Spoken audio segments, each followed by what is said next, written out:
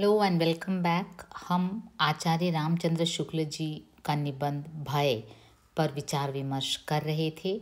तो जिन श्रोतागणों ने इसका पार्ट 1 न देखा हो, कृपया पहले उसकी ओर जाएं, क्योंकि ये उसका कंटिन्यूएशन है, पार्ट 2 है। तो आचार्य रामचंद्र शुक्ल जी अपने 3rd पैराग्राफ में आते आते कहते हैं कि एक प्रकार की भीरुता ऐसी भी दिखाई पड़ती है जिसकी प्रशंसा होती है। एक तरफ जहाँ भीरू बनना, कायर बनना निंदा की बात है, शर्मनाक बात है, वहीं रामचंद्र शुक्ल जी कहते हैं कि एक ऐसी भीरुता है जिसकी लोग प्रशंसा करते हैं। वो कौन सी भीरुता है? वो है धर्म भीरुता। मतलब धार्मिक तरीके से हम कहते हैं ना कि ऐसा मत करो भाई, पाप लग जाएगा, तो उसे धर्म भीरुता कहते हैं। पर हम तो उसे भी कोई बड़ी प्रशंसा की बात नहीं समझते। धर्म से डरने वालों की अपेक्षा धर्म की ओर आकर्षित होने वाले हमें अधिक धन्य जान पड़ते हैं। लेकिन पर्सनली स्पीकिंग शुक्ल जी कहते हैं कि उन्हें इस प्रकार के धर्म भीरू पसंद नहीं है, क्योंकि धर्म से डरने वालों की अपेक्षा धर्म की ओर आकर्षित होने वाले उन्हें अधिक धन्य मालूम पड़ते हैं। कि आप कोई बात कर रहे हैं और आप इसलिए नहीं कर रहे हैं क्योंकि आपको डर है, आप धर्म भीरू हैं, क्योंकि धार्मिक एंगल से देखें तो वो गलत है, इसलिए आप नहीं कर रहे हैं। तो ऐसे धर्म भीरू बनने से अच्छा शुक्ल जी कहते हैं कि जो वास्तविक रूप से धर्म की ओर आकर्षित होते हैं वही ज़्यादा धन्य होते हैं। धर्म भीरुता के नाम पर कुछ काम को ना करना, इससे बेहतर यही है कि धर्म के प्रति मन से लगाव पैदा हो। जो किसी बुराई से यही समझकर पीछे हटते हैं कि उसके करने से अधर्म होगा, उसकी अपेक्षा वे कहीं श्रेष्ठ हैं जिन्हें बुराई अच्छी ही नहीं लगती। अब देखिए, कुछ लोग ऐसे होते हैं जो बुराई नहीं करते हैं यही कहकर कि वो अधर्म होगा। दुख या आपत्ति का पूर्ण निश्चय न रहने पर उसकी संभावना मात्र के अनुमान से जो आवेग शून्य भय होता है उसे आशंका कहते हैं। अब देखिए, यहाँ पहुँचते पहुँचते, निबंध के यहाँ पहुँचते पहुँचते शुक्ल जी भय और आशंका उसको डिफ्रेंशिएट करते हैं कि दुख या आपत्ति का पूर्ण निश्चय आपको नहीं है, केवल उसकी संभावना मात्र के अनुमान से आपके मन में जो आवेग शून्य भय उत्पन्न होता है। देखिए, इस भय में, आशंका से उत्पन्न भय में आवेग नहीं होता है। पहले पैराग्राफ में शुक्ल जी ने भय को डिफाइन करते हुए एकदम व्यक्त किया था कि वो आवेगपूर्ण अथवा स्तंभकारक मनोविकार होता है। भय यानी आवेगपूर्ण होता है, आपको काफ़ी टेंशन में कर देता है, काफ़ी एक्साइटेड कर देता है डर के कारण।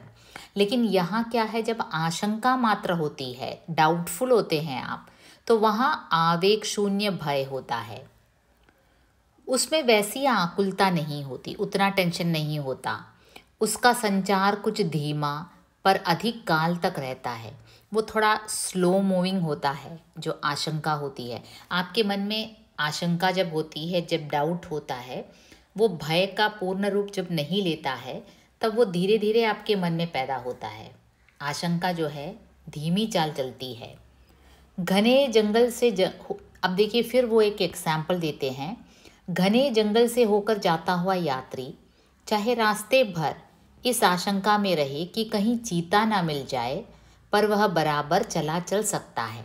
अब देखिए, घने जंगल से कोई व्यक्ति जा रहा हो, उसके मन में भय नहीं है, उसके मन में केवल अगर आशंका है कि कहीं चीता मिल जाए, तो वो आशंका को लेकर भी अपनी यात्रा पूरी कर सकता है, वो जंगल पार कर सकता है, वो बराबर चल सकता है। यदि उसे असली भय हो जाएगा तो वह या तो लौट जाएगा अथवा एक पैर आगे न रखेगा। लेकिन अगर उसे असली भय हो जाए ना, तो वो तुरंत लौट जाएगा। यानी कि भय काफ़ी आवेगपूर्ण और स्तंभकारक मनोविकार होता है, वो आपको स्तंभित भी कर देगा। लेकिन आशंका जो है, आप मन में डाउटफुल होकर उस जंगल को पार कर सकते हैं। अनटिल एंड अनलेस आप पूर्ण रूप से अगर भयभीत हैं तो आप एक पग भी उस घने जंगल में, आप एक पग भी आगे नहीं रख पाएंगे। दुखात्मक भावों में आशंका की वही स्थिति समझनी चाहिए जो सुखात्मक भावों में आशा की। जब आप सुखात्मक भाव होते हैं, जब आप काफ़ी हैप्पी होते हैं, तो आपके मन में आशा जगती है, हमेशा एक पॉजिटिव एनर्जी होता है, आपको लगता है कि आप कुछ सभी काम कर पाएंगे। तो उसी प्रकार दुखात्मक अवस्था में आशंका आपके साथ लगी रहती है। आप जब दुखी अवस्था में होते हैं तो आपके साथ आशंका, दुखी व्यक्ति हमेशा डाउटफुल होता है, उसके मन में शंका जगती है। और सुखात्मक अवस्था में आदमी हमेशा आशा लिए घूमता है, वो कुछ भी करने को तैयार होता है, उसमें हमेशा एक पॉजिटिव वाइब होता है। अपने द्वारा कोई भयंकर काम किए जाने की कल्पना या भावना मात्र से भी क्षणिक स्तंभ के रूप में एक प्रकार के भय का अनुभव होता है। जैसे कोई किसी से कहे कि इस छत पर से कूद जाओ, तो कूदना और ना कूदना उसके हाथ में ही है। किसी व्यक्ति ने कहा कूद जाओ, इसका मतलब ये नहीं कि हम कूद जाएंगे। कूदना हम पर डिपेंड करता है, हम चाहे तो कूदें, नहीं ना चाहे तो ना कूदें। लेकिन वो क्या कहेगा कि डर मालूम होता है, पर यह डर भी पूर्ण भय नहीं है। इस प्रकार का डरना भी पूर्ण भय नहीं है। तो इस पैराग्राफ में शुक्ल जी बारीकी से भय और आशंका को डिफ्रेंशिएट करते हैं। वे कहते हैं कि दुखी व्यक्ति के मन में हमेशा आशंका उसके सहचरी के रूप में चलता है और सुखात्मक अवस्था में आशा चलती है। और ये जो आशंका होती है आप लेकर चल सकते हैं, वो उतना आवेगपूर्ण नहीं होता, वो आवेग शून्य होता है। लेकिन भय जो है काफ़ी आवेगपूर्ण होता है और स्तंभकारक भी सिद्ध हो सकता है। क्रोध का प्रभाव दुख के कारण पर डाला जाता है। इससे क्या होता है, उसके द्वारा दुख का निवारण यदि होता है तो सब दिन के लिए या बहुत दिनों के लिए। जब आपको पता चलता है कि आपके दुख या क्लेश का कारण कौन है तो आप उस पर क्रोधित होते हैं। तो इस प्रकार क्रोध का प्रभाव दुख के कारण पर डाला जाता है और इससे क्या होता है, दुख का निवारण भी होता है। चाहे कुछ दिन के लिए हो या चाहे ज़्यादा दिन के लिए, आप क्रोधित हो जाते हैं और आपका दुख थोड़ा कम होता है। लेकिन भय के द्वारा बहुत सी अवस्थाओं में यह बात नहीं हो सकती। ऐसे सज्ञान प्राणियों के बीच जिनमें भाव बहुत काल तक संचित रहते हैं और ऐसे उन्नत समाज में जहाँ एक एक व्यक्ति को पहुँच और परिचय का विकास बहुत अधिक होता है, प्रायः भय का फल भय के संचार काल तक ही रहता है। अब देखिए, जो सज्ञान प्राणी है, जैसे आदमी है, काफ़ी उसका मस्तिष्क काफ़ी डेवलप्ड है, उसे कई बातों का ज्ञान है, उसमें भाव बहुत काल तक संचित रहते हैं। आप कभी किसी को आपको कभी किसी पर गुस्सा आता है तो वो भाव, वो वैर भाव आप कई साल तक अपने साथ लिए घूम सकते हैं। आपको किसी ने दुख पहुंचाया हो तो वो भाव आप चाहे ज़िंदगी भर अपने साथ लिए घूमेंगे। और ऐसे उन्नत समाज में जहाँ एक एक व्यक्ति को पहुँच और परिचय का विकास बहुत अधिक होता है, प्रायः भय का फल भय के संचार काल तक ही रहता है। अब व्यक्ति जो है, जहाँ बहुत उसकी पहुँच है, एक एक व्यक्ति कई लोगों को जानता है, उसका परिचय का विकास जहाँ बहुत अधिक हो गया होता है, वहाँ शुक्ल जी कहते हैं कि वहाँ प्रायः भय का फल भय के संचार काल तक ही रहता है, ज़्यादा दिन नहीं टिकता। जहाँ भय भूला कि आफत आई। अब उदाहरण के रूप में देते हैं, यदि कोई क्रूर मनुष्य किसी बात पर आपसे बुरा मान गया और आपको मारने दौड़ा, तो उस समय भय की प्रेरणा से आप भाग कर अपने को बचा लेंगे। अब देखिए, कोई क्रूर व्यक्ति है, वो आपसे किसी बात से बुरा मान गया, आपको मारने दौड़ता है, तो उस समय क्या है, भय की प्रेरणा से आप भागेंगे, अपने को बचा लेंगे। पर संभव है कि उस मनुष्य का क्रोध जो आप पर था उसी समय दूर ना हो। देखिए, यही बात उन्होंने इस पैराग्राफ के शुरुआत में कही है कि सज्ञान प्राणी जो है, भाव बहुत काल तक संचित रहते हैं उनके मन में। ये जो क्रूर मनुष्य है, उसका मन का क्रोध गया नहीं होगा आपके ऊपर। पहली बार जब वो आपको मारने दौड़ा तो आप शायद भागकर बच गए, लेकिन संभव है कि उस मनुष्य का क्रोध जो आप पर था उसी समय दूर न हो, बल्कि कुछ दिन के लिए वैर के रूप में टिक जाए। देखिए, जानवर जो हैं और मनुष्य में यही फर्क है। जानवर सज्ञान प्राणी नहीं है। दो कुत्ते आपस में लड़ते हैं, बहुत बड़ी लड़ाई होती है, मारकाट होती है, लेकिन फिर थोड़ी देर बाद आप देखेंगे कि वो उस एनिमिटी को, उस वैर भाव को लेकर नहीं घूमते, आपस में घुल मिलकर रहने लगते हैं। लेकिन आदमी ऐसा नहीं है, सज्ञान प्राणी ऐसा नहीं है। वो गुस्सा भूलता नहीं, वो वैर भाव भूलता नहीं। यहाँ एग्जाम्पल के रूप में कहा है कि एक आदमी जो काफ़ी क्रूर मनुष्य है, वो आपसे किसी बात से बुरा मान गया, आपको मारने दौड़ा, आप भाग गए और उस समय के लिए आपकी जो समस्या है वो टल गई। लेकिन ये मानना बुद्धिशून्यता होगी कि वो आदमी आपके प्रति जो गुस्सा रखता था वो पूरी तरह से भूल गया, वो उसके मन में लेकर घूम रहा होगा। कुछ दिन के लिए वैर के रूप में टिक जाए तो उसके लिए आपके सामने फिर आना कोई बड़ी बात न होगी, वो आपके सामने फिर आएगा आपको पीटने। प्राणियों की असभ्य दशा में ही भय से अधिक काम निकलता है, जबकि समाज का ऐसा गहरा संगठन नहीं होता है कि बहुत से लोगों को एक दूसरे का पता और उसके विषय में जानकारी रहती हो। देखिए, जो प्राणी हैं, जो असभ्य दशा में हैं, जो सिविलाइज नहीं है, जो जानवर हैं, उनमें भय से अधिक काम निकलता है, जबकि समाज का ऐसा गहरा संगठन उनमें नहीं होता कि बहुत से लोगों को एक दूसरे का पता और उसके विषय में जानकारी रहती हो। प्राणी जो हैं, जो असभ्य दशा में हैं, अनसिविलाइज्ड हैं, वहाँ गहरा संगठन, ऑर्गेनाइजेशन कुछ नहीं होता जानवरों का। तो वहाँ हमेशा ये जो भय है वो काम करता है, क्योंकि बहुत से लोगों को एक दूसरे का पता नहीं होता, उसके विषय में जानकारी नहीं रहती। लेकिन आदमी ऐसा नहीं है। तभी तो आप यहाँ से कितनी दूर भी फ्लाइट में जाएं, कोई और जगह जाएं, आप कॉन्फिडेंटली इसलिए जाते हैं क्योंकि आपको पता है कि वहाँ कोई मेरा हानि पहुँचाने वाला नहीं, इसलिए आप जाते हैं। क्योंकि आपकी पहुँच, आप सज्ञान प्राणी हैं। मानव जो है सज्ञान प्राणी है। आपको शायद विदेशी भाषा का ज्ञान होगा, आपने इंटरनेट में देखा होगा कि दूसरे राज्य कैसे होते हैं, तो आप अपना घर का जो कंफर्ट जोन है वो छोड़कर दूर चले जाते हैं, क्योंकि आप सज्ञान प्राणी हैं, आपकी पहुंच बहुत दूर तक है। जंगली मनुष्यों के परिचय का विस्तार बहुत थोड़ा होता है। वहीं शुक्ल जी कहते हैं जो जंगली मनुष्य हैं उनका परिचय का विस्तार बहुत सीमित होता है। बहुत सी ऐसी जंगली जातियां अब भी हैं जिनमें कोई एक व्यक्ति 20-25 से अधिक आदमियों को नहीं जानता। कई ट्राइब्स ऐसे हैं जो जंगल में रहते हैं, ट्राइबल्स हैं, जो ऐसा होता है उनमें कि जिनमें ऐसा होता है कि एक व्यक्ति 20-25 से अधिक आदमियों को अपनी ज़िंदगी भर न पहचानता है न देखा होगा। 20-25 तक ही उसकी जानकारी सीमित है। तो इन 20-25 के अलावा वो किसी और स्ट्रेंजर को देखता है तो वो भयभीत हो जाता है। समझ गए ना? वो जंगल में रहता है, जंगली है, असभ्य है, उसे अपने 10-20 लोगों के बारे में ही जानकारी है, उसके अपने ट्राइब के लोगों के बारे में ही जानकारी है, किसी और प्राणी के बारे में न, किसी और व्यक्ति को वो नहीं जानता हो, तो उसका परिचय का विस्तार बहुत कम हो। तो ऐसी जंगली जातियों में ये जो है भय काफ़ी रहता है।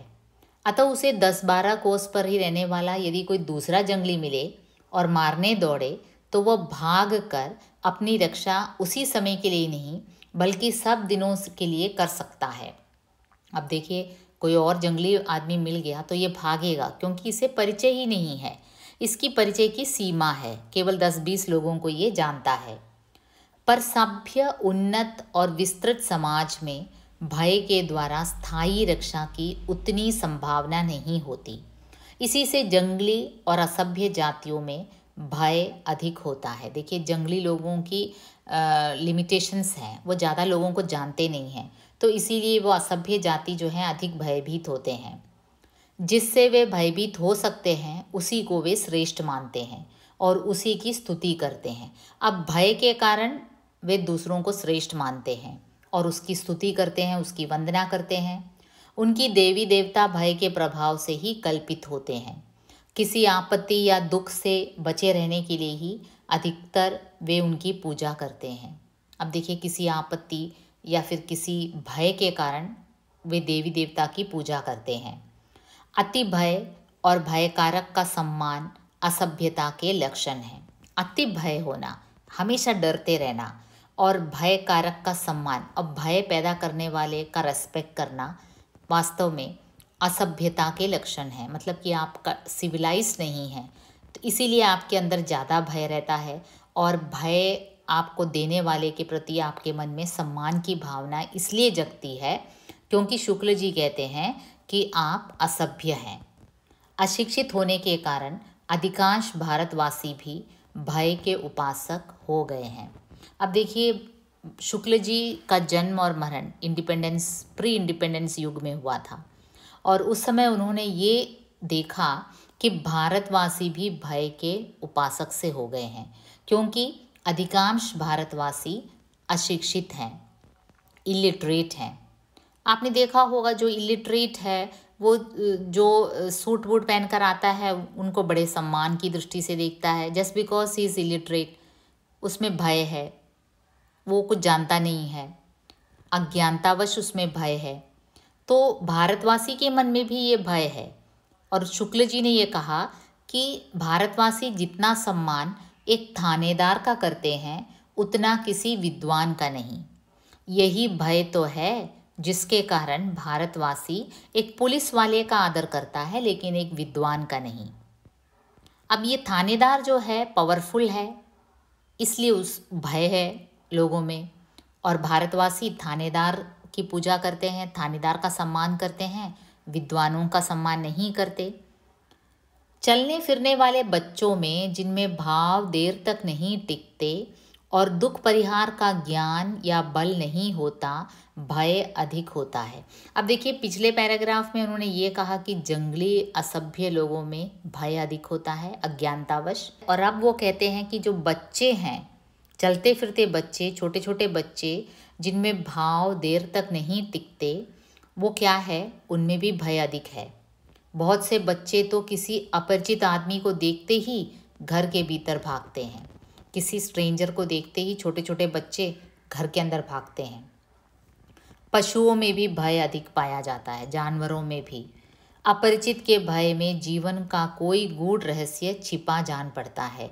अब शुक्ल जी ने नोटिस किया कि अपरिचित के प्रति जो भय है, जिसके बारे में हम ज़्यादा नहीं जानते हैं, जो अपरिचित व्यक्ति है, उसके प्रति लोगों के मन में हमेशा भय रहती है। बच्चों के मन में भी, जानवरों के मन में भी। प्रत्येक प्राणी भीतरी आँख कुछ खुलते ही अपने सामने मानो एक दुख कारण पूर्ण संसार फैला हुआ पाता है, जिसे क्रमशः कुछ अपने ज्ञान बल से और कुछ बाहुबल से थोड़ा बहुत सुखमय बनाता चलता है। अब शुक्ल जी कहते हैं कि हर एक प्राणी जैसे ही जन्म लेता है, आँख खोलता है, आँख खोलते ही वो मानो अपने सामने एक दुख कारण पूर्ण संसार फैला हुआ पाता है। अब देखते हैं, छोटे बच्चे बस अपनी माँ के पास ही सुखी होते हैं, माँ से तनिक दूर किया कि रोने लगेंगे। तो हर एक प्राणी ऐसा ही है। जानवर जब बच्चों को जन्म देते हैं, बच्चे भी, वो जो बच्चे हैं जानवरों के, उनकी माँ से जैसे ही अलग हुए तो रोना शुरू करते हैं। तो ये एक बात है कि हर एक प्राणी जैसे ही अपनी भीतरी आँख खोलता है, वो एक दुखपूर्ण संसार फैला हुआ पाता है, और उसे क्रमशः अपने ज्ञान बल से और बाहुबल से वो सुखमय बनाता चलता है। फिर उसे ज्ञान होता है, उसे नॉलेज होता है कि अरे नहीं, ये तो माँ ही नहीं, परिवार के और भी सदस्य हैं, फिर और फ्रेंड्स हैं, इनसे डरने की कोई बात नहीं है। तो बच्चा समझ जाता है धीरे धीरे, तो वो अपने ज्ञान बल से अर्जित करता है, और फिर कुछ अपने बाहुबल से, अपनी शक्ति से, अपने हम उम्र बच्चों के साथ खेलता है, और अपनी शक्ति से वो खुद अपनी रक्षा करता है, सीख जाता है। तो वो अपने बाहुबल से सीख जाता है। क्लेश और बाधा का ही सामान्य व्यतिक्रम समझता है, विरल विशेष मानता है। क्लेश और बाधा है वो सामान्य व्यतिक्रम, वो समझ जाता है बच्चा कि क्लेश आएगा, दुख आएगा, बाधाएं आएगी, उसे हमें पार करना है, या तो अपने ज्ञान बल से या फिर अपने बाहुबल से। बच्चा भी समझ जाता है धीरे धीरे, और अन्य प्राणी भी समझ जाते हैं। जैसे जैसे वे बड़े होते हैं, जैसे वो जन्म लेते हैं, उनकी भीतरी आँख खुलती है, तो वो एक दुखपूर्ण संसार में अपने आप को पाते हैं। लेकिन धीरे धीरे क्रमशः अपने ज्ञान बल से और अपने बाहुबल से वे बहुत कुछ सीख जाते हैं। इस विशेष से सामान्य की ओर जाने का साहस उसे बहुत दिनों तक नहीं होता। अब ये विशेष अवस्था में है, दुखपूर्ण अवस्था से सामान्य की ओर जाने की, जनरलाइज करना कि नहीं स्ट्रेंजर्स हमारा कुछ नहीं बिगाड़ेंगे भाई, वो भी आते जाते रहेंगे, घर में दोस्त हैं वो आते जाते रहेंगे। तो धीरे धीरे ये पैदा होता है। इस विशेष से सामान्य की ओर जाने का ये जो साहस है बहुत दिनों तक नहीं होता। परिचय के उत्तरोत्तर अभ्यास के बल से अपने माता पिता या नित्य दिखाई पड़ने वाले कुछ थोड़े से और लोगों के ही संबंध में वह यह धारणा रखता है कि मुझे सुख पहुंचाते हैं और कष्ट नहीं पहुंचाएंगे।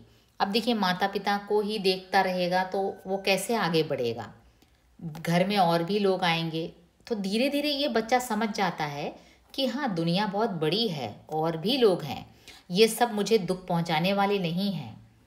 जिन्हें वह नहीं जानता, जो पहले पहल उसके सामने आते हैं, उनके पास वह बेधड़क नहीं चला जाता। बिल्कुल अज्ञात वस्तुओं के प्रति भी वह ऐसा ही करता है। ये बच्चा जो है एकदम अज्ञात आदमी के सामने, स्ट्रेंजर के सामने बेधड़क नहीं जाता। पहले पहल बिल्कुल अज्ञात वस्तुओं के प्रति भी वह ऐसा ही करता है। जो वस्तु उसने न देखी हो उसके पास एकदम से नहीं जाता बच्चा। धीरे धीरे क्रमशः परिचय से, अपने ज्ञान बल से, अपने बुद्धि से वो समझ जाता है कि दुनिया में और भी बहुत से लोग हैं, दुनिया में और भी ऐसी वस्तुएं हैं, ये सब मुझे हानि पहुंचाने वाले नहीं। तो शुक्ल जी कहते हैं, भय की इस वासना का परिहार क्रमशः होता चलता है। ज्यों ज्यों वह नाना रूपों से अभ्यस्त होता है, त्यों त्यों उसकी धड़क खुलती जाती है। तो अभ्यास के तौर पर, प्रैक्टिस होता है, उसका एक्सपीरियंस के तौर पर, जैसे जैसे वो अलग अलग रूपों में अभ्यस्त होता है, उसकी धड़क खुलती जाती है। इस प्रकार अपने ज्ञान बल, हृदय बल और शरीर बल की वृद्धि के साथ वह दुख की छाया मानो हटाता चलता है। वो अपने ज्ञान बल के द्वारा, अपने हृदय बल के द्वारा और अपने शरीर बल की वृद्धि के साथ दुख की छाया को मानो हटाता चलता है। समस्त मनुष्य जाति की सभ्यता के विकास का ही यही क्रम रहा है। देखिए, समस्त मानव जाति के सभ्यता का जो विकास है उसका यही क्रम रहा है। मानव पहले आदिवासी था, जंगली था, उसके बाद धीरे धीरे उसके सभ्यता का विकास हुआ, तो धीरे धीरे उसका भय जाता गया। अपने ज्ञान बल के द्वारा, अपने हृदय बल के द्वारा और अपने शरीर बल की वृद्धि के साथ मानव ने दुख की छाया को मानो हटा दिया। भूतों का भय तो अब कुछ छूट गया है। देखिए, कई लोग तो भूत से डरते थे, भूत का भय इतना था पुराने ज़माने में, लेकिन अब तो कुछ छूट सा गया है। पशुओं की बाधा भी मनुष्य के लिए प्राय नहीं रह गई है, पर मनुष्य के लिए मनुष्य का भय बना हुआ है। अब देखिए, शुक्ल जी पते की बात की ओर आते हैं। पहले भूत के प्रति भय था, भूत प्रेत के प्रति बहुत अधिक भय था, वो अब लगभग ना के बराबर हो गया है। पशुओं की बाधा भी मनुष्य के लिए प्राय नहीं रह गई है। मनुष्य ने हाथी को भी अपने चंगुल में ले लिया है, सांप को भी नचाता है, भालू को नचाता है। तो पशु की जो बाधा है उस पर भी मनुष्य ने काबू पा लिया है, पर मनुष्य के लिए मनुष्य का भय बना हुआ है। लेकिन आदमी से आज भी डरता है, ये भय आज भी बना हुआ है। इस भय के छूटने के लक्षण भी नहीं दिखाई देते। अब आदमी का जो भय है उसके छूटने का लक्षण भी नहीं दिखाई देते। अब मनुष्यों के दुख के कारण मनुष्य ही है। अब मनुष्य का दुख का कारण और कोई नहीं, मनुष्य ही है। सभ्यता से अंतर केवल इतना ही बड़ा है कि दुख दान की विधियां बहुत गूढ़ और जटिल हो गई हैं। उनका शोभकारक रूप बहुत से आवरणों के भीतर ढक गया है। अब इस बात की आशंका तो नहीं रहती है कि कोई जबरदस्ती आकर हमारे घर, खेत, बाग, बगीचे, रुपये, पैसे छीन न ले, पर इस बात का खटका रहता है कि कोई नकली दस्तावेज़ों, झूठे गवाहों और कानूनी बहसों के बल से हमें इन वस्तुओं से वंचित न कर दें। दोनों बातों का परिणाम एक ही है। अब देखिए शुक्ल जी क्या कहते हैं कि पहले तो क्या था, जब आदमी जंगली जानवर था, जंगल में रहता था, तो उसे इस बात का भय था कि जिस जगह में वो रहता है, वो बस गया है, वो शायद कोई और आदमी आकर उसे अपना बना ले। लेकिन आज वो भय नहीं है। आज लोगों को अपनी संपत्ति के बारे में ज्ञान है कि ये इसका है, ये इसका है। इस बात का डर नहीं रहता, इस बात की आशंका नहीं रहती कि कोई ज़बरदस्ती आकर हमारे घर, खेत, बाग, बगीचे, रुपये, पैसे छीन लेंगे। ऐसी बात नहीं है। हाँ, चोरों की बात अलग है, लेकिन इस बात का भय हमें नहीं सताता कि कोई ज़बरदस्ती आकर हमारे घर पर कब्जा कर लेगा। लेकिन आज तो उससे भी भयानक बातें चल रही हैं। आज क्या क्या चल रही है? नकली दस्तावेज़ें, झूठे गवाहों और कानूनी बहसों के बल से हम इन वस्तुओं से वंचित किए जा रहे हैं। आजकल तो उससे भी हाईफाई हो गया है। झूठे सबूतों के आधार पर, गवाहों के आधार पर, फिर कानून की सहायता लेकर, वकीलों को पैसा देकर, नकली दस्तावेज़ बनाकर, नकली डॉक्यूमेंट्स बनाकर ऐसा होता है कि हम हमारे वस्तुओं से वंचित हो सकते हैं। दोनों बातों का परिणाम एक ही है। दोनों बात मतलब, पहले तो जंगली आदमी था जो हमारे ज़बरदस्ती आकर हमारे घर, हमारे खेत पर कब्जा कर लेता था, और अब जो सभ्य आदमी है वो नकली दस्तावेज़ बनाकर, झूठे गवाह देकर, कानून की सहायता लेकर हमारे वस्तुओं से हमें अगर वंचित करता है, तो ये दोनों बात एक ही हुई ना। दोनों का परिणाम एक ही है। तो निबंध के इस मुकाम पर आते आते शुक्ल जी कहते हैं कि मनुष्य के दुख का कारण मनुष्य है, वो बना हुआ है, और मनुष्य का भय मनुष्य से है, वो भी बना हुआ है, और इस भय के छूटने के लक्षण भी नहीं दिखाई देते। सभ्य हो गया है मनुष्य, लेकिन सभ्यता के साथ साथ दूसरे मनुष्य को लूटने के नए नए तरीके भी मनुष्य ने खोज लिया है। तो परिणाम एक ही हुआ, आदमी आदमी से डरता है और डरता रहेगा। अब इसका थर्ड पार्ट हम शीघ्र ही अपलोड करेंगे। जुड़े रहिए। बाय।